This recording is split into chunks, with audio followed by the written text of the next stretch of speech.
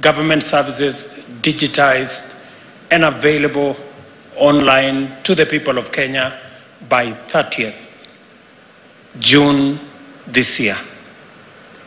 I am very happy that today 5,084 services have been digitized, completed, and are now available, and another 3,500 are digitized halfway, and my instructions going forward from here to both the Directorate of Citizen Service and the ICT departments is to ensure that all government services must be digitized by December this year. I mean all government services.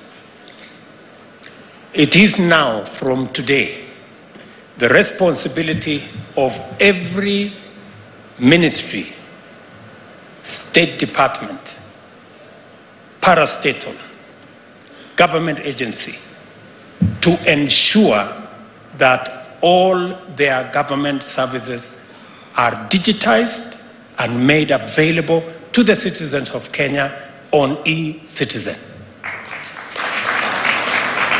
Let me repeat that for the avoidance of doubt.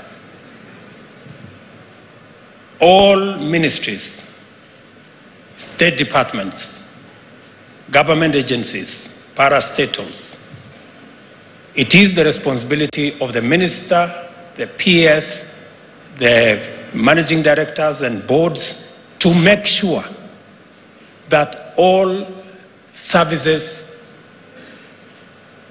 offered to the people of Kenya by their departments and agencies are available to the people of Kenya on the digital platform by December this year.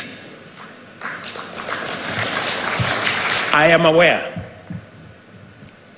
that there are government agencies that are resisting this digitization exercise for obvious reasons.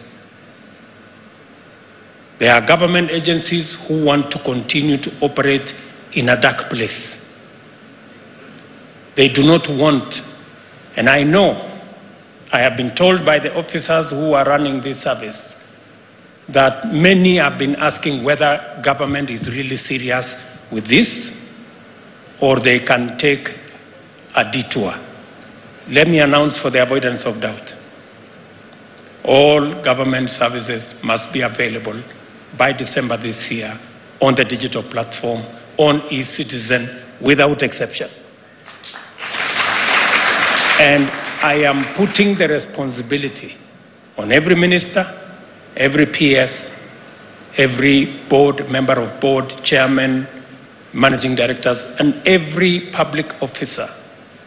Because for a very long time, government services, accessing government services has been a very painful exercise for citizens. People queue for many hours. People travel long distances. People bribe their way to get what is legitimately their right as citizens. For us to get rid of that, it is part of our plan to make sure that citizens don't have to travel, they don't have to meet anybody, they don't have to bribe nobody. They should be able to get government services efficiently, effectively, in an accountable manner from either the comfort of their phone or whatever other facility that they have to access government digitally. And when I set out that we would have this, we would go this journey, it is because when we came into office in 2014, I remember working with the people in Treasury, not a single government service. You could not, as a citizen, pay for a single government service any other way other than in cash.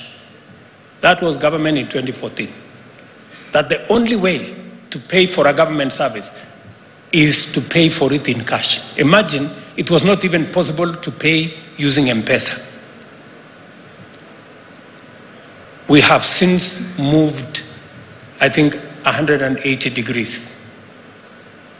I can now comfortably say here that in the next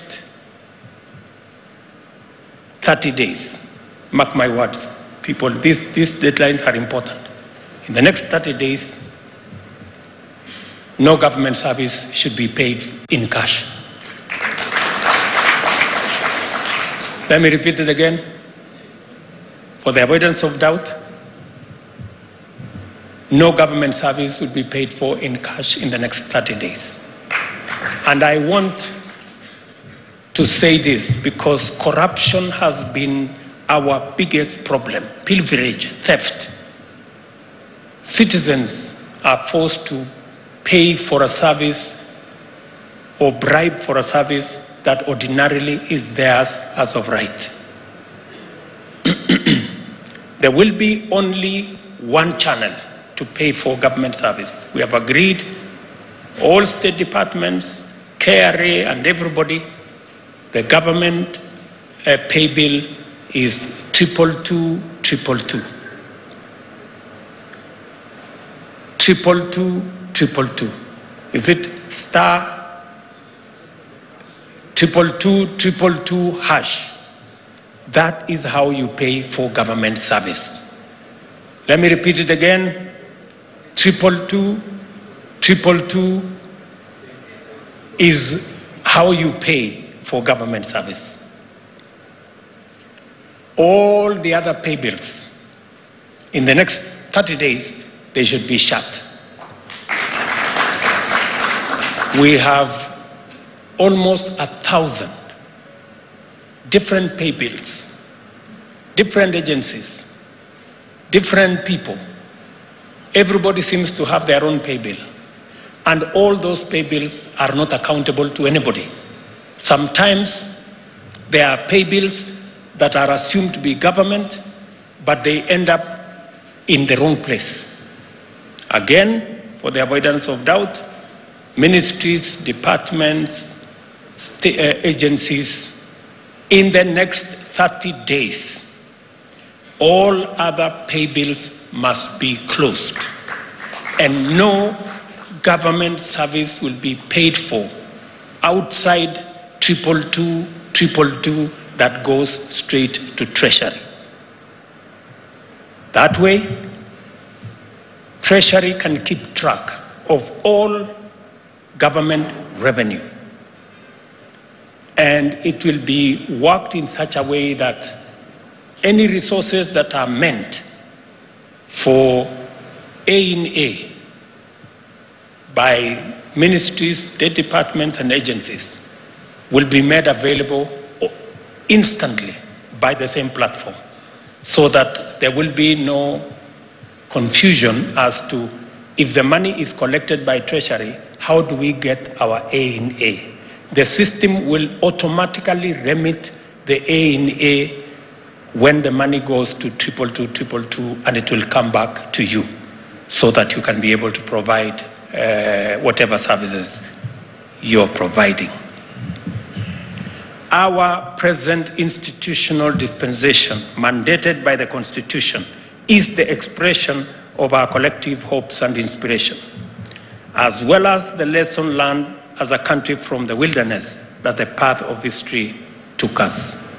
For far too long, the delivery of public services to citizens has been hampered by inefficiency, delay, corruption, wastage, discrimination, outright exclusion, especially of the members of our society who are not as endowed and the people who are vulnerable. Colossal backlogs of cases not attended to, missing files, which resurface upon the offer of a small bribe, favoring some groups and disenfranchising others on the basis of nepotism and tribalism, having been the order of the day. For citizens, inordinate delays and lack of information on the progress of their matters was a normal part of the ordeal of obtaining government services. For a long time, Therefore, seeking government services was a very painful experience that Kenyans only endured if they could not avoid it. And the relationship between citizens and the state was characterized by extremely very low trust. This history of engagement and estrangement between government and citizens created the conditions for widespread disaffection and loss of trust in government. The bottom-up economic transformation agenda recognizes transparency, accountability, and efficient use of resources as an imperative to ensure that scarce public resources deliver maximum value for highest number of citizens. The government considers good governance to be indispensable for national socio-economic transformation. At the same time, we are fully alive to the magnitude of the corruption challenge, the extent of which it has undermined our prospects and opportunities to achieve greater development, and its potential to overwhelm national institutions, including oversight as well as law enforcement and accountability mechanisms. This particular reality has caused us to consider radical innovation to overcome the transactional inefficiency barrier to public service delivery.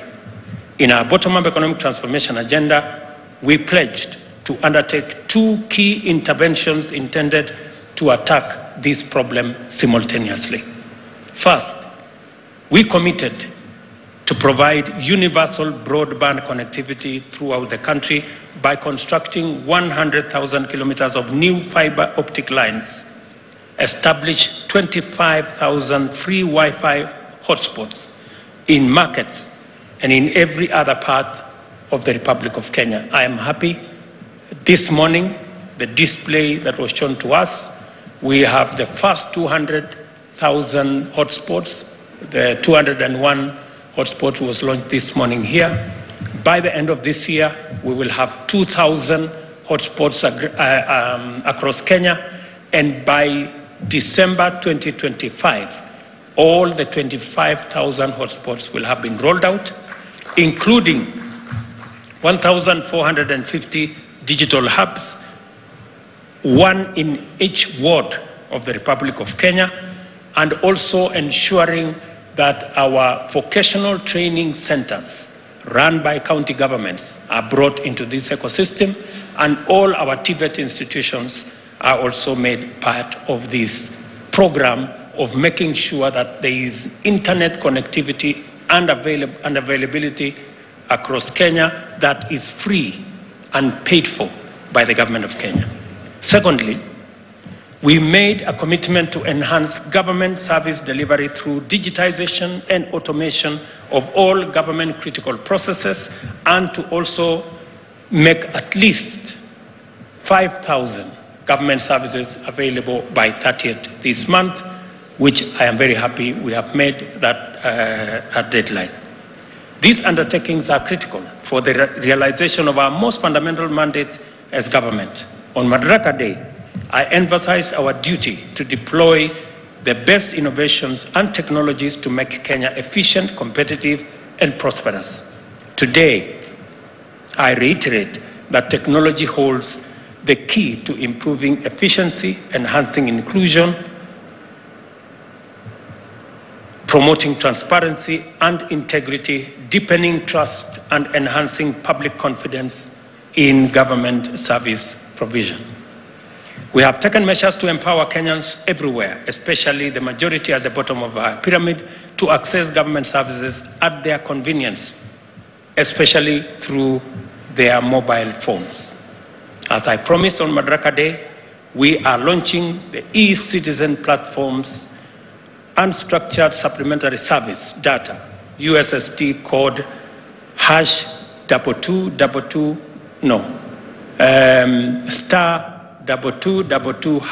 by which citizens can now access 5,084 government services online. Wacha nirudie.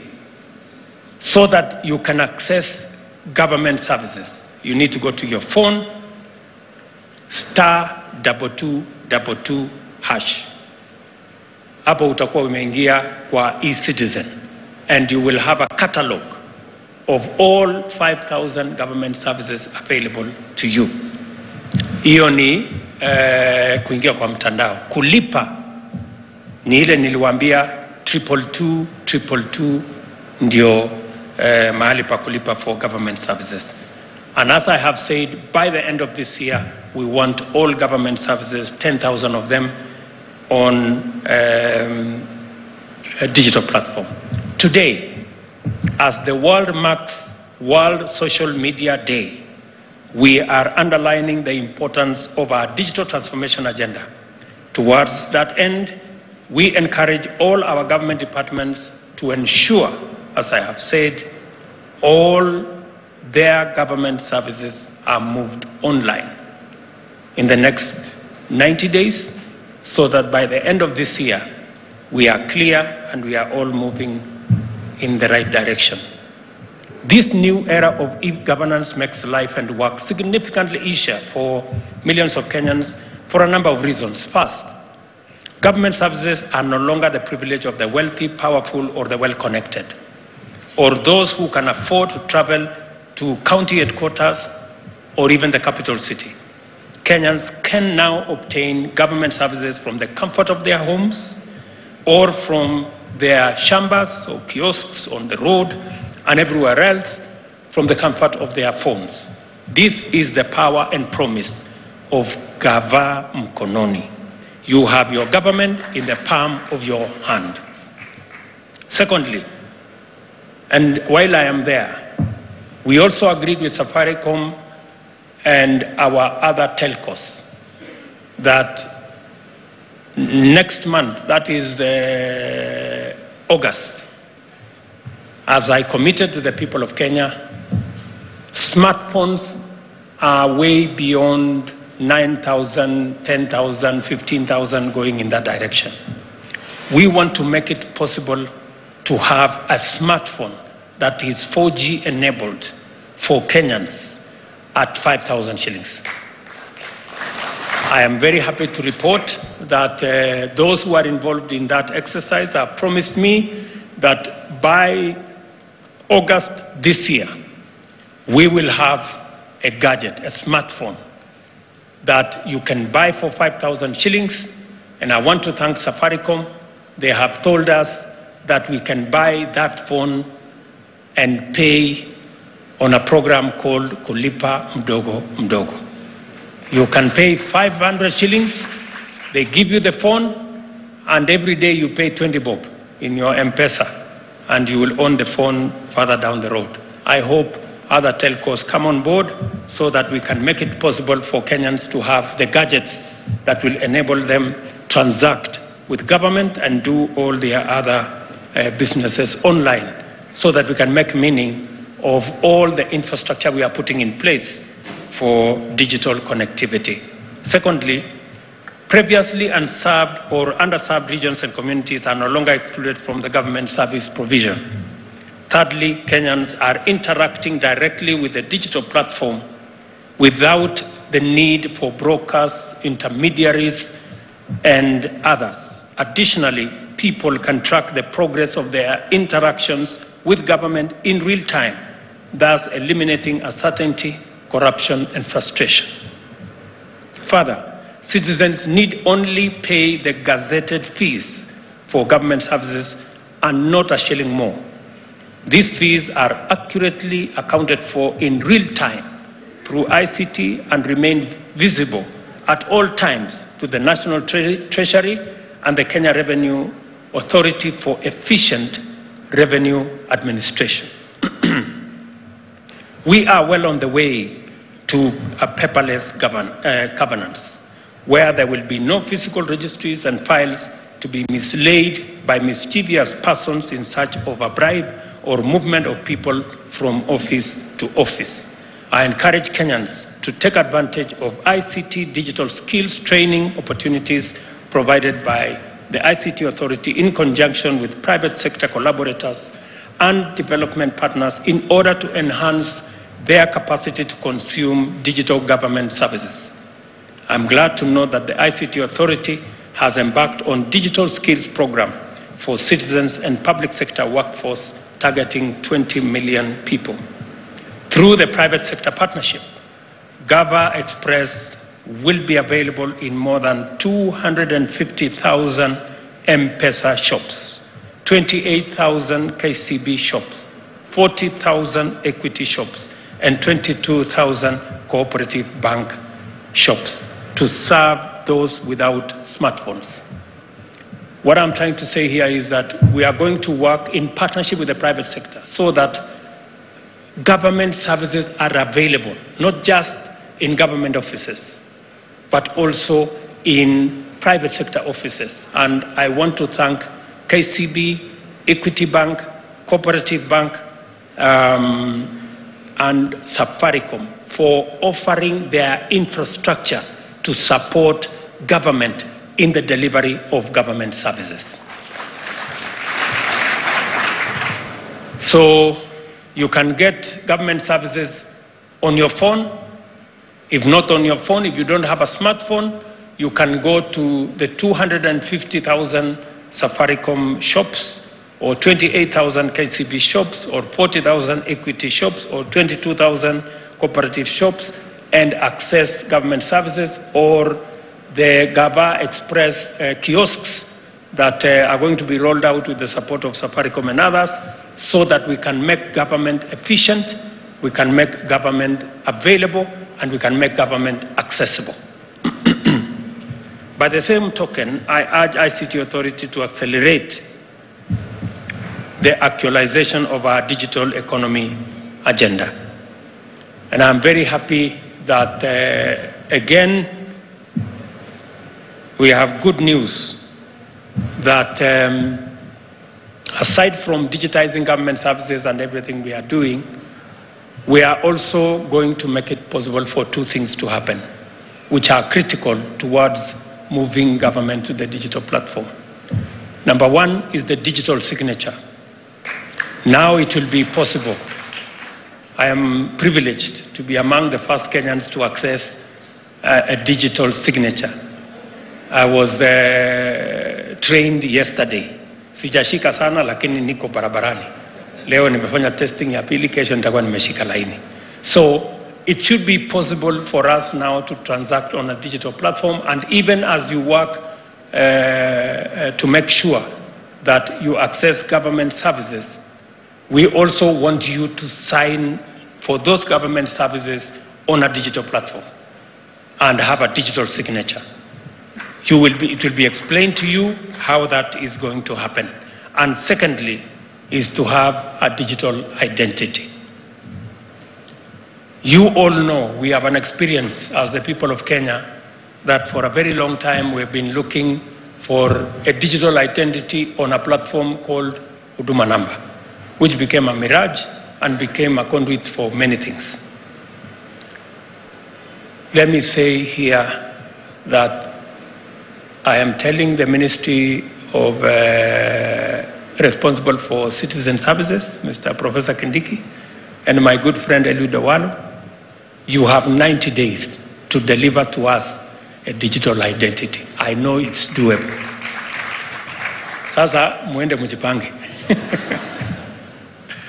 Yeah, it is doable because I think I understand how that is possible. And we will not spend the 15 billion that was spent on Huduma Number. And it's not going to take centuries. We are very confident that we have the competence to do this. Let me also announce to the people of Kenya that this great feat, this huge achievement that we are very proud of as a country, not many countries can achieve what we have achieved. In fact, whenever I talk to other leaders, they wonder how Kenya can achieve to digitize this number of government services. This was possible because we have creative, innovative, hard-working young people in the Republic of Kenya. This whole e-citizen platform was built by Kenyan young people. Tuwapigie makofi jameni. I know there is a young man here called Evid and your team. Are you here? Are they here? They are wako huko nyuma mbali nafikiri some of them are here. These young people, kujeni hapa mbele.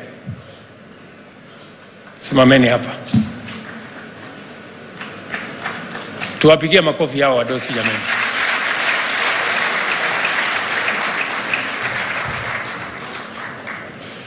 These good people are the brains.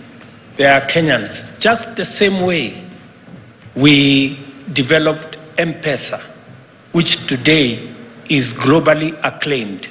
Again, today we can announce that we have developed e-Citizen, a government product developed by the young people of the Republic of Kenya. Congratulations, gentlemen. I am so proud of you guys. Asanteni sana. You can take your seats. So these young people have made this possible, and it speaks to Kenyan talent, Kenyan creativity, Kenyan knowledge, and that is what our country is made of. Let me also say that as we pull this together, all other avenues, we must work on it to make sure, and I hope the people from Treasury will now be able, and the people from Kerry will now be able to have sight of all government revenue, and we can better manage our revenue collection. Because I am very confident that we can collect a lot more if we removed pilferage, wastage, and the money that gets lost because of corruption and other manenos. I am a very proud Kenyan today that we have managed to roll out a 30 billion shilling program that has reached almost 17 million Kenyans under the Hustler Fund without any bureaucracy. There is no committee, there is no person to be met or bribed or what. We've done the same with fertilizer. We rolled out e-fertilizer and reached many Kenyans. We are going to do the same with all our medical fraternity. We have agreed with KEMSA. I have agreed with Madam Nakumicha how to digitize KEMSA and make sure that we avoid corruption and we eliminate loss of health commodities. We have agreed on how we are going to deliver health better. We're going to manage our claims in NHIF and make sure that there is no corruption. We don't lose public money. We're going to ensure that even our program on housing is going to be rolled on an e-platform. Many citizens are asking me, how will I get the house? Who do I have to speak to? How will the committee, where is the committee sitting? I want to tell them the same way you access Hustler Fund. You don't have to know nobody, but you get the money. That's how we are going to roll out our housing plan, to make sure that there is no favoritism. You don't have to know nobody. You just need to abide by the rules and regulations, and you will have access to your platform. Let me say one final thing.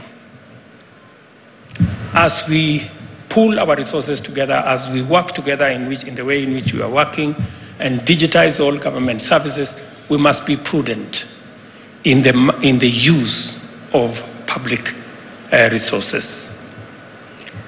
At the moment, we need to strike a balance between the money we use for recurrent expenditure and the money we use for development expenditure. It is a balance that we must keep at it. And we cannot continue to increase the monies that we use for recurrent expenditure. We need to manage our costs. I know there is a proposal by the Salaries and Remuneration Commission for the increase of salaries of different cadres of both civil servants and other public servants. They have made a recommendation to us that they want to increase salaries of civil servants by an average of between 7 and 10%, and that is from office assistants all the way to people who serve below the PSS. And because of the economic times we live in, we have approved that salaries of other civil servants can be adjusted beginning tomorrow. So our teachers, our policemen, our people serving in the military space, people working in government offices, we have agreed that because of where we are today, your salaries will be adjusted by between 7 and 10% from tomorrow. But for the other people, the state officers, myself, my deputy, ministers, PSS, na wale wadosi wengine wa bunge, na wale wengine, sisi mambo yetu tungoje. Tafadhali.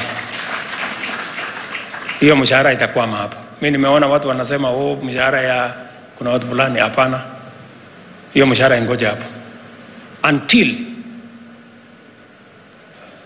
I have instructed the SRC to give us international best practice, because we need to reduce the gap between all of us who work for the people of Kenya. We need to make sure that the gap between the person paid the least and the person paid the most is not too big, because we are all workers. It is not possible that the people at the top earn 100 times more than the people at the bottom. It's not right. Because we live in the same country, we buy the same food, we go to the same shop, we go to, I have told SRC there is an internationally accepted, it's called compression formula. Until they come back to me to tell me we meet that threshold, hii salaries yetu itangojea. Until we are all living the same. I have also instructed SRC that there are parastatals, there are universities where the vice chancellors and the MDs earn more than even the president. I want to know what those people, what they do. No, I mean honestly. It is not possible that we have huko watu wanajiongezea mshahara kiholela. And because I've tried to interrogate some of the places where I am told somebody is earning 2 million. And I've tried to, how did they end up earning 2 million? Oh, the vice chancellor was a friend of the chairman of the council. Or they were sijui, I don't know what. Hapana. Public money is public money. And SRC must assess. Everybody must be paid in accordance with the work they do. No more, no less. Sini namna hiyo jameni? Yes. Because this is public money we are spending. So I have told SRC to do 2 things. Number 1, to tell us the ratio between the lowest paid and the salary I earn as president. Before my salary is, before they talk about increasing salary, sisi wadosi hapa, we want to know how much money are the people below us and working for the same people of Kenya earning. That's number 1. Number 2, we must rationalize. There is no way people can be increasing salaries ostensibly because at their parastatal has a lot of money. So that a lot of money is used kuongeza mishahara ya watu kiholela. That one is not happening because those parastatals are government agencies and the money they have is public resources. They must be subject to SRC, and we must make sure that we all pay the same. So nimemwambia Rigiji, my friend, na mimi hiyo mshahara watu wanasema hakuna for now. Na hata nyinyi waziri tulizeni boli until some exercise, because we want to make sure that we do not take advantage of the other Kenyans who do not have the power we have. It has to be rational, it has to be well thought out, and I have told SRC to do exactly that. So, I am very confident, good people, that this country, the world and the home of world-beating innovators, can develop and maintain robust and world-class cybersecurity systems to keep government and the private sector and citizens secure online on a sustainable basis. I want to thank everybody who has made the digitization of government a success the way it is, and that we are going to work collaboratively together until we make sure that every citizen has access to government services without hindrance, in an efficient, effective way, and government is held to account. And we can account for all the resources we collect from the people of Kenya. I want to thank you very much, my very best wishes, and God bless you.